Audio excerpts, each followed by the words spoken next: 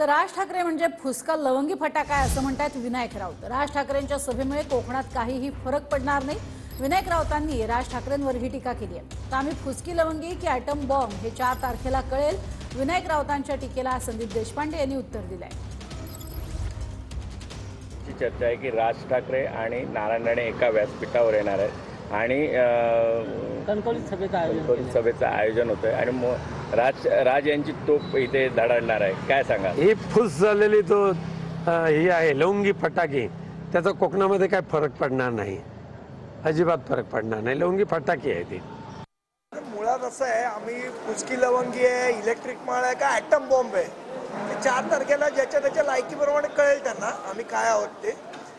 पण एक नक्की, यांचा फुगा फाटलेला आहे। रोज जाऊन हवा भरतात उद्धव ठाकरे फुग्यात, पण यांचा फाटलेला फुगा हवा सोडतोय। म्हणजे फाटलेल्या फुग्यांनी आमच्याबद्दल बोलायची गरज नाही। त्यांनी स्वतःचं बघावं आणि पवार साहेबांकडनं ठिगळं लावून घ्यावीत त्यांच्या फुग्याला।